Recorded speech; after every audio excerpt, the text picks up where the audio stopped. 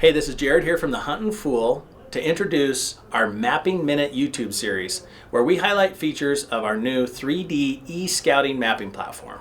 Our goal is to make this tool the most valuable digital scouting resource available to the adventure-seeking hunter. Although the map is already an incredible resource, we recognize there's always room for improvement, and I can assure you as a user that we are working on those constantly, and that we also welcome your feedback and suggestions to help make the map the best platform it can be. With that said, let's dive right into today's Mapping Minute. In this Mapping Minute, we're going to go over the layer menu and cover some really important layers. We're specifically going to focus on the land boundary data layer today, which you access by clicking the layer menu in the upper left-hand corner of the map, and then by clicking the land boundary data tab. That's going to open up a whole host of layers that basically are designed to cover up the land that you're looking at with the data you've requested. So we're going to start out with the government land ownership layer, and this has a huge variety of land ownership entities that are publicly owned, which for the most part means that you can hunt here. Two notable exceptions, and there may be more, but would be one, national park. Obviously, you're not going to go hunting here in Yellowstone National Park. And then also Indian reservations are also on the map and shown as an overlay.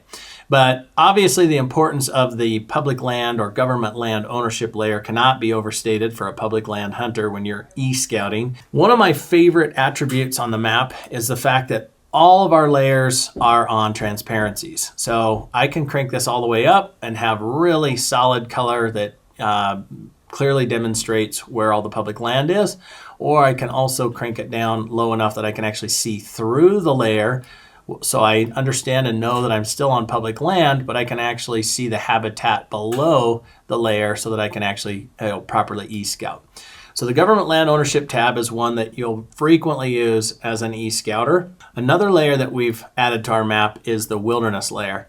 I like this layer when I'm looking at hunts that specifically occur in or near wilderness, because when you turn this one on, it will show you some exceptions to the wilderness area. So this looks like a contiguous wilderness landscape, but in reality, there is a road that runs up through this channel of area. And you'll see this frequently in wilderness areas. You can see it all over in this particular wilderness, which is the Frank Church River of No Return wilderness area. But you can see these little travel corridors where motorized travel is allowed.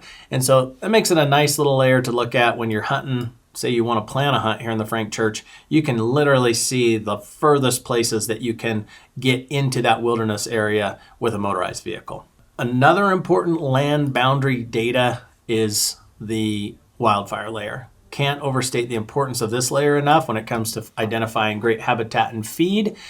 But typically speaking, wildfire histories are presented like it currently shows right here, except for all of these wildfires would be one solid color instead of the myriad of colors that you have here.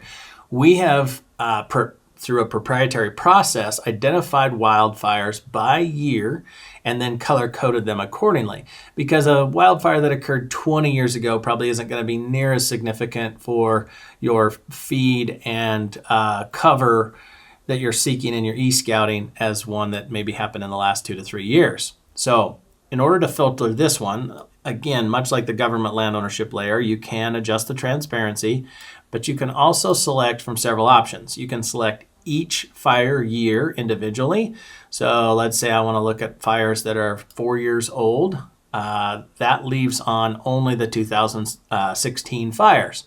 However, in an effort to make it so you can see other fires that have occurred nearby in different years, we actually leave a little bit of a breadcrumb trail on the map with a year of these other fires that are also in our database. You can also select last 3 years, for example, last 2 years, etc.